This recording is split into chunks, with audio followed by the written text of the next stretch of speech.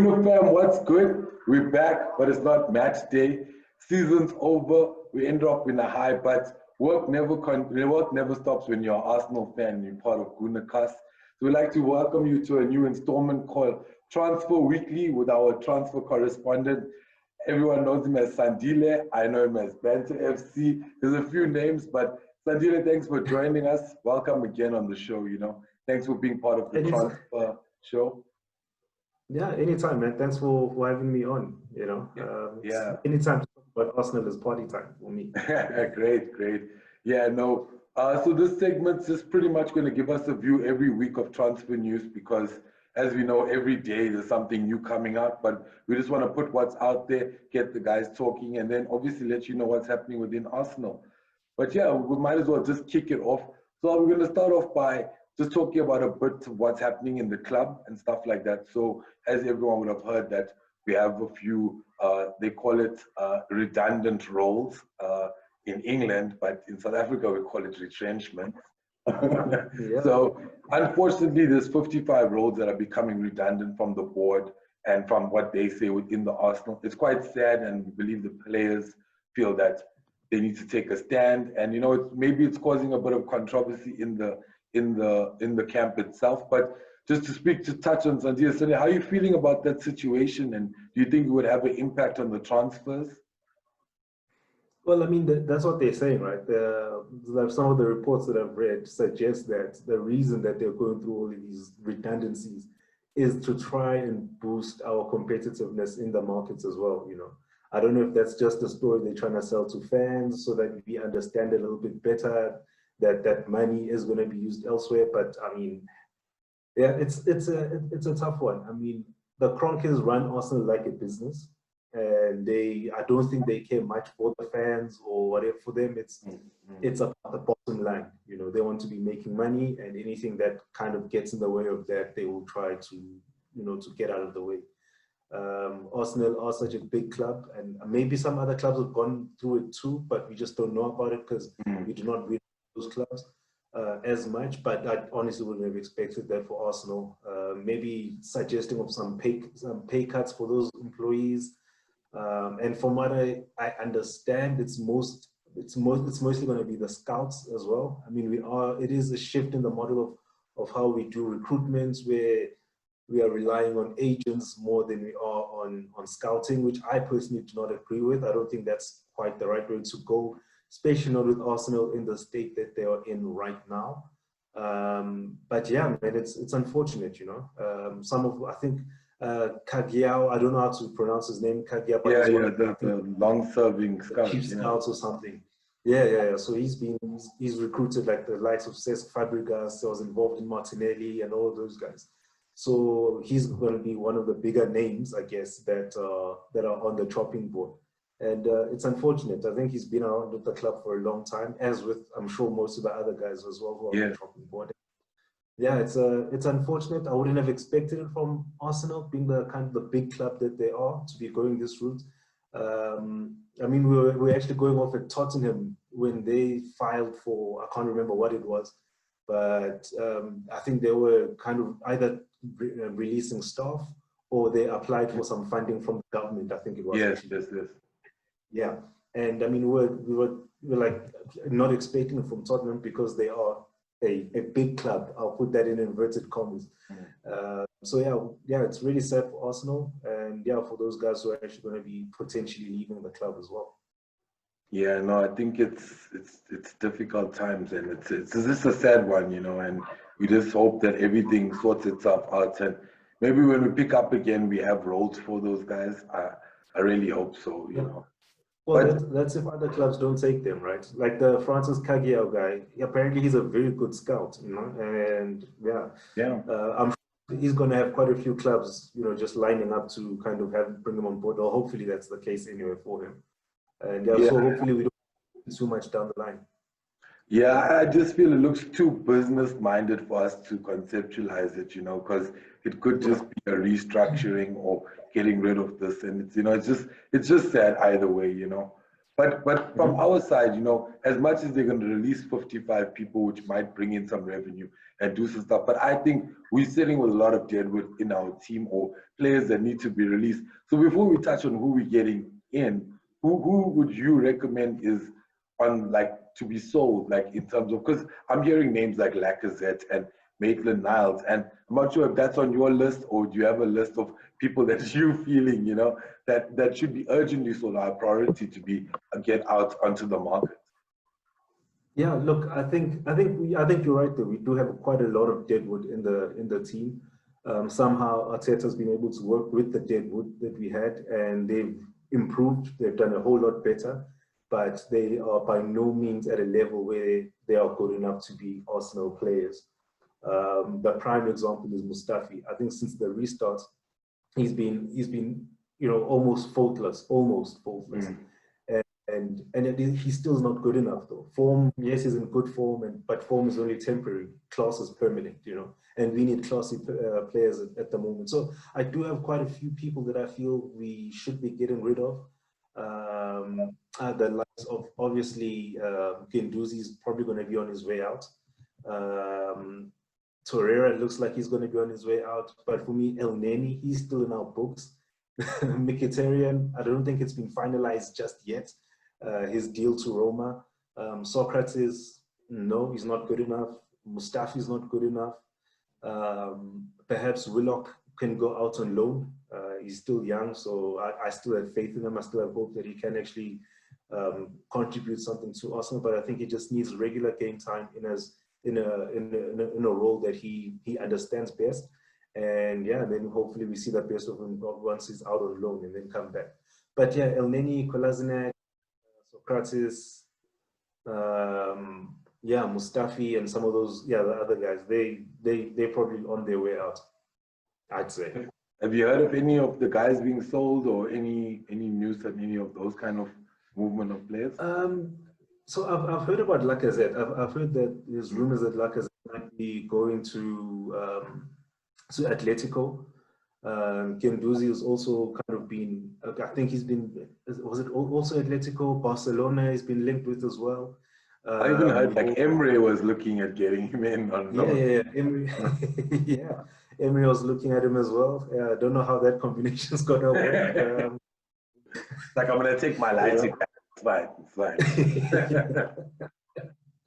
Yeah. So, yeah, look, ultimately, I still rate Guendouzi quite highly. I think he's got the potential to be a fantastic player. If his attitude right. Hopefully, if he does move on, he does get all of the, you know.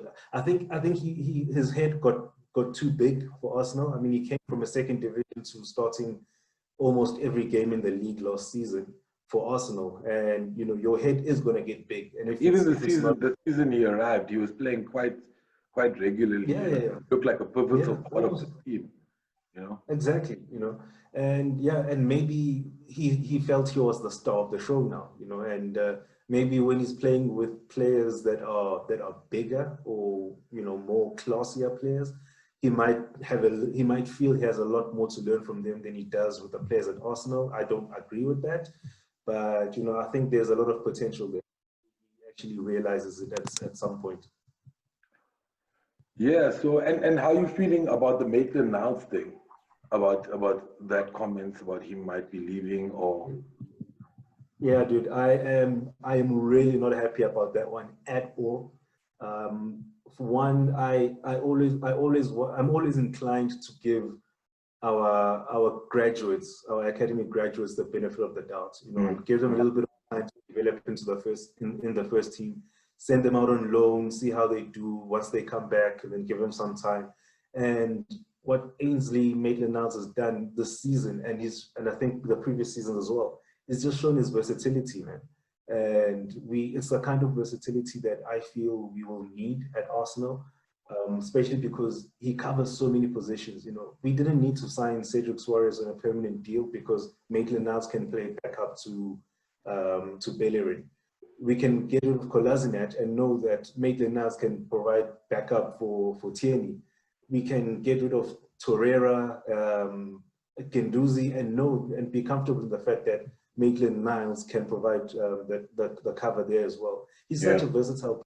He's young, you know, and he's just got a good footballing brain, you know, and that's why he's able to fit in to any of the positions that he gets thrown into, whether it's left wing, right wing, in the middle, one of the fullbacks. He'll do a job, you know. So I really do not want him to leave. I feel there's so many other players that we should be trying to get rid of before we get rid of the players that are showing some sort of good form or a turnaround, you know. Do you think it looks like it's just a move to raise cash? Because I do rate him. He's done quite well this season. Yeah, look, it is a move to raise cash, but as I said, there's so many other players that we should be looking at moving on first before looking at the likes of Maitland-Niles, you know. Because as I said, we can sell literally 3 or 4 players where Maitland-Niles can come and do a job in, should he be required to do so. He's shown it against the big teams as well, so it's not as if he was just coming in against your Watfords or whatever to try and fill a gap. He's done it against City, he's done it against Chelsea. You know, his versatility is there, man. And yeah, I'd be sad to see him go, like, regardless of the money. Because if you sell him, you're still going to need to replace him. And the odds of getting somebody of his quality or his potential is going to cost a whole lot more than the 20, 30 million that we're trying to get from him, you know. So I think before we move on, players that are coming in and rumors that you've heard, I think we got to talk about a big point and Aubameyang's contract, you know. So I think that's going to be the signing of the season, even if we don't sign anyone. But yeah, any closeness? What have you been hearing, and how are you feeling about this? The nerves behind waiting for this contract to be signed. Look, all the signs are there, man. All the signs are that he is going to sign. I mean, we've seen images, and I know some. You know, when Arsenal fans get desperate, we kind of link things that are not even related and make it into thing where it kind of makes it fact, like the fact that I think there was a video being shot out near the Henry statue. Conspiracy busts. yeah, and then suddenly that's a sign that Aubameyang is going to sign. It's a video for, you know. I do think that he is going to sign. Well, I hope he is anyway. And yeah, man, I think the signs are there. The reports are suggesting that he is signing, and I'm just hoping that with this whole redundancy situation, it doesn't quite mess with where his mindset is, because I know a couple of the players were upset at the fact that there are going to be certain members of the club losing their jobs. And if he's going to be unhappy about that, then he might just change his whole thing. You know, hopefully that thing is already done and dusted, agreed, signed. Yeah, man, and let's see what he can do. But for me, the reports are suggesting that he is actually signed. Some are even saying that he's signed already, you know, or there's been positive, okay, of some sort. Yeah. Do you know the deal that he might get, or do you have any idea? What? It's being quoted around 250K. Yeah, that's probably just the basic, and then there's going to be bonuses for goals scored, maybe reaching the top 4, maybe winning another cup or like something. Performance bonuses, okay. Yeah, those performance bonuses are there, but it's being quoted at around 250K, which is still 100K less than what Özil is actually making, which just is insane. It is insane. Maybe before we move on, maybe touch on the Özil situation. How are you feeling personally? Have you heard anything from the club? Are they moving him? Are there any plans for him to be moved? Or I haven't heard anything. I mean, obviously his agent has been saying that he's going to stick out his contract at Arsenal and move on a free afterwards. You know, from an Arsenal perspective, I would only assume that they are actively trying to get him off their books, even if it means paying a certain percentage of his salary to whatever club that he's going to be moving on to, just to get him out of Arsenal. In terms of transfer fee, I doubt we'll get a lot of money for him, especially if we are, you know, just so desperate to get him off the books and get him off the wage bill as well. So yeah, look, similar situation to what Sanchez just went through from Man United. They cut his deal short, and then Sanchez decided to take a pay cut as well from there. So I'm hoping that we are able to work something out for him. Whether that's cancelling his contract and him moving along on a free. And not feeling on him playing next season? I doubt it. I think it's been made clear that there's no space for him. But then again, and it could just be a case of we switch to a back five. We cannot afford to carry anyone on the pitch. You know what I mean? We all know that he's the most defensive player. He's very creative, and you can get into those dangerous spaces. But even his outputs, man, I think last season his outputs weren't all that great. He had like what 2 or 3 assists and a goal or 2, you know, and a player who's on even for a player who wasn't on the money that he's on, that wouldn't be acceptable, you know. He's become our Lingard right now, you know. But not even playing. At least Lingard's coming on and doing 1, 2 things. You know what I mean? He's not even playing. Yeah. Quite disappointing. Yeah. So I honestly think that Ozil is going to be key. Well, this might be a conspiracy theory, but I think he might be key to Arsenal's transfer plans. Reason being, if you look at most of the players that we want to move on, or as fans believe are not good enough for the club, that's your Socrates, Kolasinac. Who else is there? Socrates, Kolasinac. Yeah, so I'll just look at those for now, right? And Mustafi, right? Let's go with Mustafi. They are good friends from what I've seen with Ozil. Kolasinac fought for him at one stage, you know, 4 tags away from him at some stage, and he defended him well there.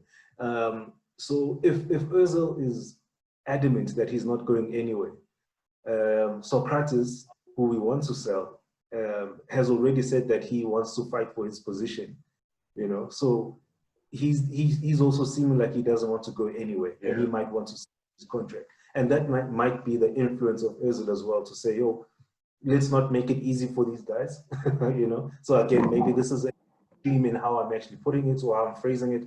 But if he's not leaving, then he might convince the other guys, like, no, stay and fight for your position. And that's going to have an impact on how much Arsenal are actually able to do in the transfer window as well.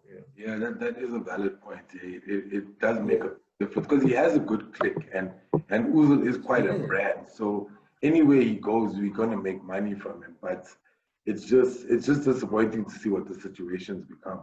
So yeah, let's get into the juicy stuff, man. You know, the rumors, the transfers, what's been happening. I don't know if people know, but well, firstly, today's Women's Day. I didn't mention it. Happy Women's Day, all the ladies out there. You Not know? to me, right? No. It's your wife or the moms and what. Yeah, but just to hope to say that, you know, we're not a male-only channel. You know, we're in support of women. And then also, the transfer window started last week, Monday, if I'm not mistaken. I think 2 days after the FA Cup. I think it was the 3rd of August. And it continues to the 5th of October. So that's quite a long window. And obviously, you're going to be seeing a lot of us till that. And Sandile's know-how of the transfer is going to be insane. He's going to be like, don't trust this paper, don't trust that paper. That's what it's going to get done. But yeah, so let's get into it. We got about a month and a half, I would say over a month and a half of transfers left. How are you feeling about the way Arsenal's doing business so far? And what rumors have you heard, you know? All right. So for me, the one thing that I can say, I mean, with Arsenal, we saw last season, we were told we only have 40 million to spend. Yet we went out and Pepe for 75 million, you know. So it's all the mind games, I feel, that Arsenal actually play around this time with the other clubs, perhaps to kind of negotiate a lower fee for the players that they are looking at purchasing. Even this 55 redundancies, that might be just to send information out there. And yes, it might be true, but in a way, it might influence how much other clubs might be willing to charge Arsenal for the players that they know that we are after. So that's one thing, right? In terms of rumors, there's obviously the biggest ones which are doing the rounds at the moment. That's Willian and Coutinho. Coutinho apparently was at Coney, the Arsenal training grounds, and just being taken around there before their match against who they were playing, Chelsea, right? Before they came against Chelsea, where they got walloped. I was hoping it would actually get. I was hoping it would get to an aggregate of like 10-2 or something, like they did to us. Yeah, I was also hoping for that. I was like, but it's fine, you know, you can just, you can kill them off. Yeah. So yeah, obviously that seems to be happening. Willian, I checked on his Instagram and he's already said his goodbyes to the Chelsea fans and obviously the players as well. So it looks like he's definitely moving. He has been linked to Arsenal heavily, and yeah, maybe that's going to happen again in the next week or so, where we will actually get some sort of confirmation of whether he's coming in or not. Some reports have said that it's either we're going to sign William or Coutinho, not the both of them. But yeah, look, it's going to be interesting to see how that one plays out. We've been linked with a couple of other players. We've been linked with Malang Sarr at some stage. Gabriel, the defender from Lille. We've been linked with Diego Carlos as well. So a couple of defenders that we've been linked with, a couple of defensive midfielders as well. I think there's a Diawara guy from Roma, if I'm not mistaken. Yeah. Obviously, Thomas Partey. There were rumors that he has signed a new contract as well at Atletico. I'm not sure if that really is the case. Or again, they were just trying to push Arsenal's hand to kind of move quicker on the deal or something. Yeah. I think those are the bigger ones that are doing the rounds at the moment.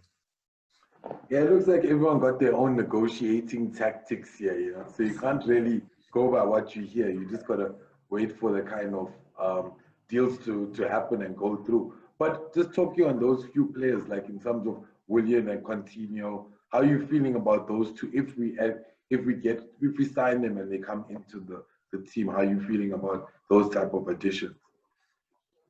Look, I think they can both bring quality to the side and a lot of depth as well.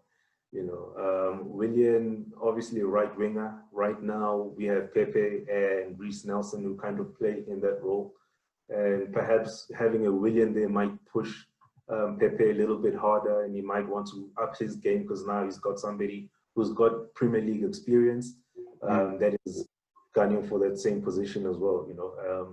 And I mean, with Coutinho also playing, he plays on the left, and with the rumors that Lacazette might be moving on, maybe again it's just trying to bring somebody who can play on the left and put Aubameyang up front as the number 9 going forward, with Nketiah as you know, the second in charge in that role. But yeah, I think they can both add a lot of squad depth. The Coutinho one, I'm a little bit on the fence about, just because he is on a lot of money. And for both, I wasn't too sure about bringing both of them on, because I don't think Arsenal are in a position where we can sign players that we cannot sell on at a later stage for some sort of profit, you know, or get some sort of money for. Willian, it's unlikely we'll make a whole lot of money. I guess he's coming on a free transfer, so that wouldn't be, I mean, you know, there isn't a terrible loss that goes into that. Coutinho perhaps coming in on loan for a season with an option to buy. It might be a good deal, especially if we get Barcelona to pay a portion of his wages as well, just to kind of ease the burden as well, to make it easier. I know Barcelona apparently wanted Guendouzi as well, so in a swap deal, Guendouzi plus 9 million, and we take Coutinho. And yeah, if that's the case, again, they need to be paying the wages, because I don't think we should be paying a whole lot of money for somebody that we are still kind of on the fence about. It's not a matter of quality. I think he is a quality player as well. So yeah, it's just the finances around it that are a bit iffy for me. Willian, I think he's just come off his best season in terms of stats. So I think he's got like 9 goals and got, was it 7 assists or something around. So yeah, it's not an age thing for me. I mean, if he's a good player, he's a good player. You know, Aubameyang is the best player we have at Arsenal. Lewandowski is the best player right now. I mean, he scored like a shitload of goals this season. Messi, Ronaldo, Ibrahimovic is 40. Yeah, and I was drinking some good water, bro. I'm telling you, man, there's something in that water once you hit over 30. You know, so it's not even an age thing. I mean, he's still got skill, and he definitely has something to offer.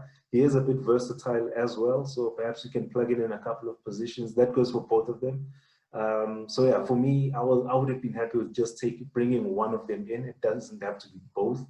And I am leaning towards William a little bit more just because he is free and he's not going to cost us as much money, because I think it's been reported that he's going to accept like a 100K per week wages. And, you know, that's not a lot at all if you compare to what some of our more senior players are actually on. So yeah, I'd be tempted to go for William. Coutinho, I'm not too sure about. And again, if you're bringing those guys in, what does it mean for our younger players as well? You know, Saka, Reece Nelson, Smith Rowe, Martinelli. You know, because those guys are also majority of their games they play on the wings. You know, and you don't want to take away too much from our youth players, because the ones that are coming through now are going to say, well, clearly I do not.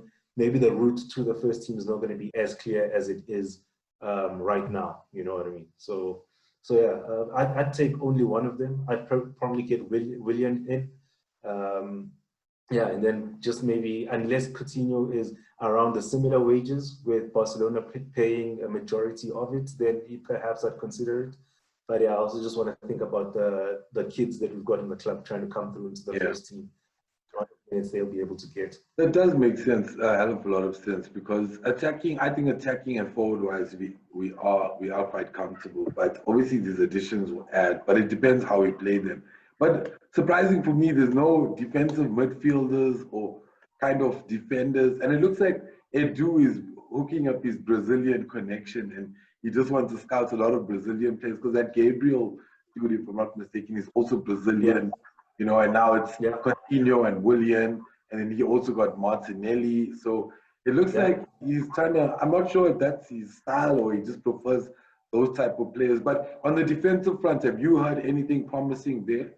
Maybe defensive midfielder, or is it only Gabriel? So I think with Gabriel, the reason it's kind of being, in our faces in a way, is because he was actually left out of the Lille squad. That played in the Champions League or the Europa League, one of those games.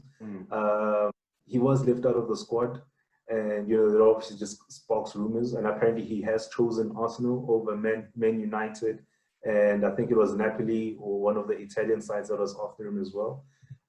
So yeah, he's kind of the guy that's being looked at right now. Diego Carlos, who is either Spanish or Brazilian as well. I can't quite remember. I think he might be Brazilian as well. Yeah, I think we might be priced out, because I think they're looking at fees of around like 56 million euros to kind of bring him on board.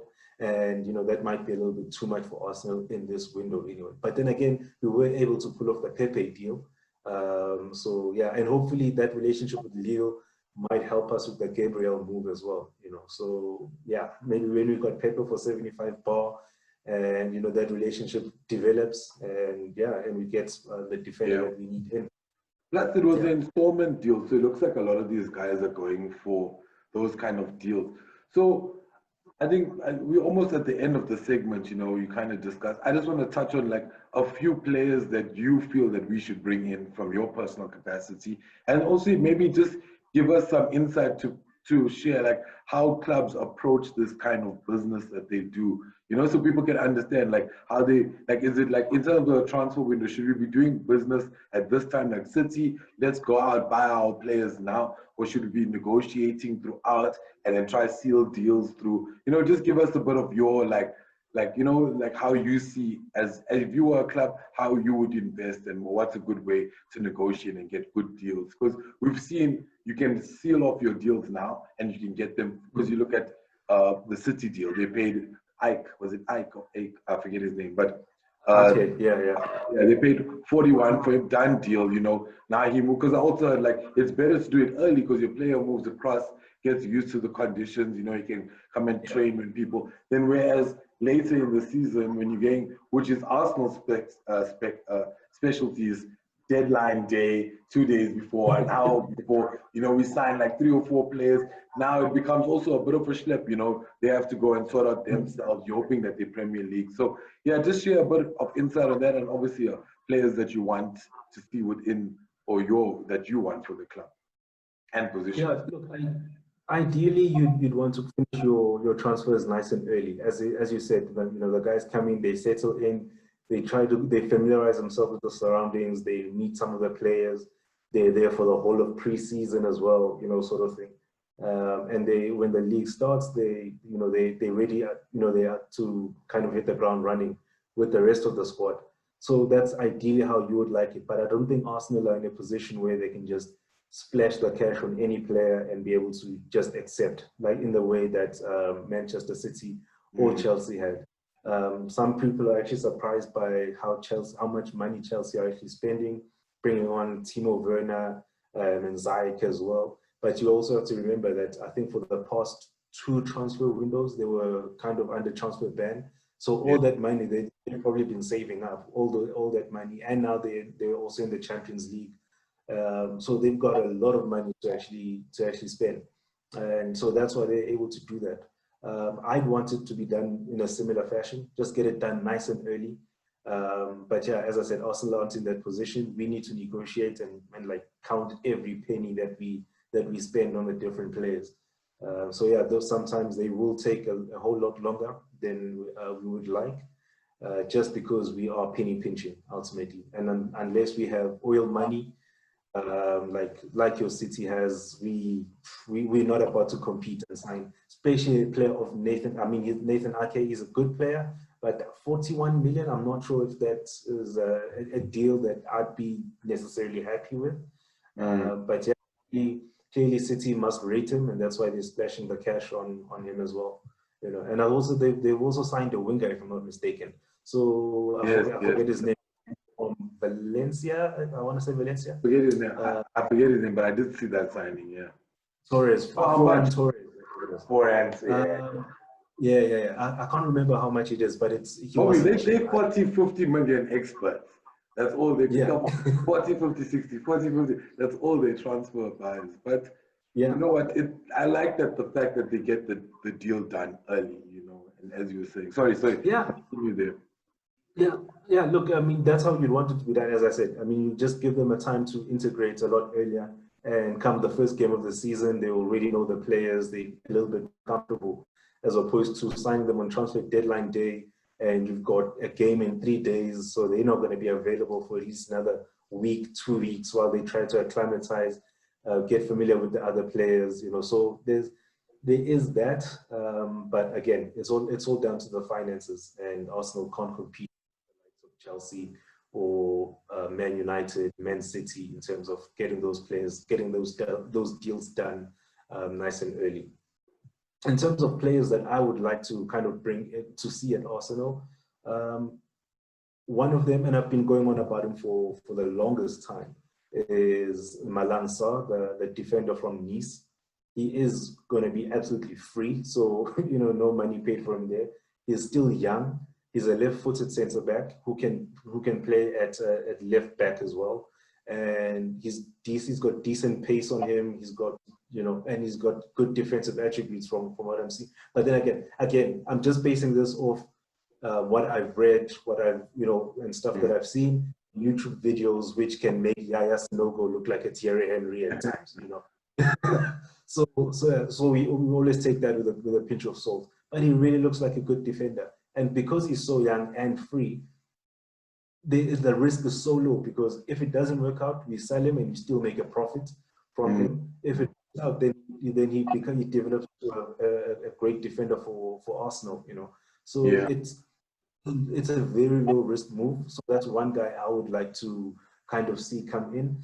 Another player, again, depending on who leaves Arsenal, but I'd actually love to see Memphis Depay come back to the Premier League. I know he didn't have the best of times at Man United, but this season he has been banging in the goals.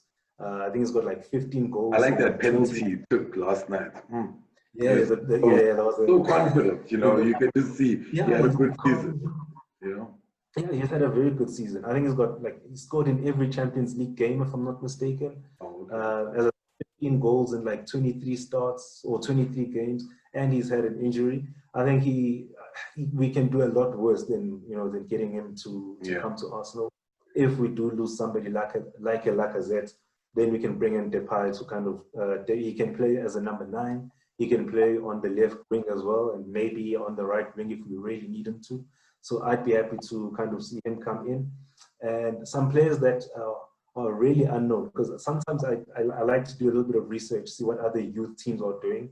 There's a guy called Nicolo Amini, who is, I think he's 18 years old. He plays for Lazio, the under-19s at Lazio. I think he's going to be a great defender going forward. He's been compared to like a more calm version of Nesta. Wow. So yeah, I think, wow. Yeah, I think he can do he's going to do a heck of a lot. He might be, I think in a season or two, there's going to be quite a few teams looking at him. There's also Thomas Partey. Obviously, I'd like to see him come to Arsenal, along with either Fekir or Oya. I don't know how to pronounce the guy's name. Hussam Oya. And yeah, I think if we could get those deals done, then we'll have a very solid squad. And also keeping Ceballos. I think that's going to be very important.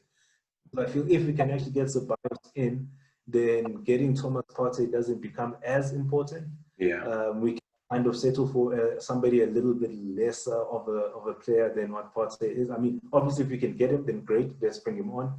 But yeah, I mean, Ceballos has been doing such a great job being that link between our defense and midfield that, you know, keeping him is going to be a priority.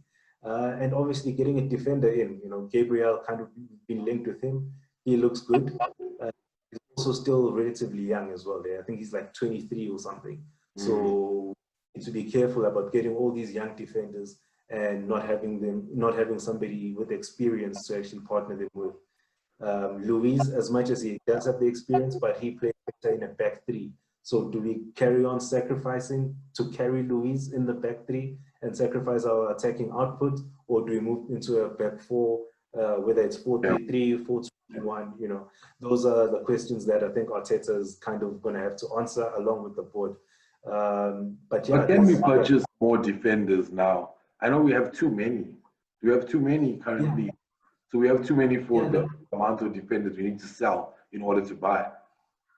Yeah, that's what makes it very difficult. You know, you've got Murray, you've got Chambers, you've got Holding, Luis, Saliba's coming, obviously. You know, there's just so many different. Bellerin. So, yeah, you know, and it really makes it difficult unless we are able to move on at least 3 of those players, especially at centre back. Then it's going to be very difficult to actually add more names onto that. You know, unless we go with a back 3. Because there's again one more space for a defender. Yeah, I mean it's going to be very difficult. We really do need to clear out our defense before we bring in any major signings in that area. Okay, no, that's great. I think from what you were saying, I think what it looks like is if you have money, you shop first. If you don't have money, you wait for the bargains at the end. You know, and I think like right now we're seeing a lot getting played out, but it's still so early that we know the crux of the time.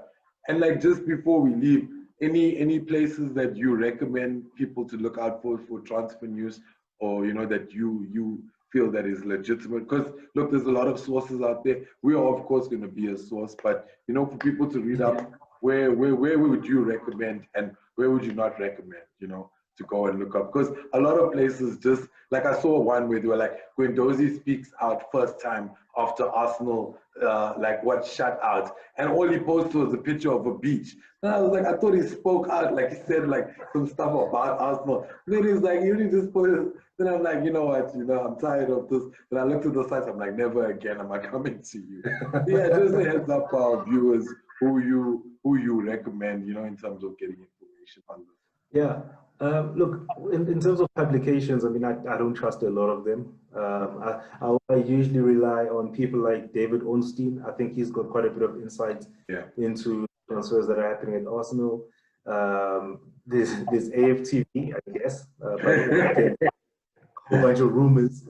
That's just the rumor mill. They'll take from any publication and link it. Yeah, I even saw like this one Celtic 16-year-old. They were like, we are linked to this guy, people. And then after that, they never mentioned it again. And I'm like, okay, what happened to this guy? But yeah. The Athletic, you know, just checking out some of the stuff on the Athletic as well. And I think on YouTube, there's the Guna Talk, and obviously this channel, Guna Cost, man. That's Thank where the best, and most realistic news. Local is lacquer, and then like the one thing is that why we're doing it weekly, maybe just to inform the guys, is there's a lot of information on and we're going to regurgitate a lot. We rather, compile everything together, and as we got our transfer correspondent here, that's going to look through it, and we can talk from Monday to Friday about William, or we can just talk about it every Sunday. You know what I mean? So it's a lot going on, and it's a big thing. I think this is a really exciting time, in football. Well, when there's no football, this is an exciting time. It has to do. But Sandile, thanks again for your input. Our transfer correspondent, all the way from, well, we're all in the same area, but not so. Yeah, no, thanks again. I feel like every time I get on this show, I'm getting a different title, man. I'm getting a different name. You brought it upon yourself there, you know what I mean? We continued it, week after week. Yeah, but I'm really looking forward to more information coming in, looking in for confirmed transfers. But yeah, you'll hear everything out from us next week, weekly transfer show by Guna Cast SA with Sandile, our transfer correspondent. Thanks again. Have a good night. And it's Guna Cast SA. We love, for the love of the badge, we out.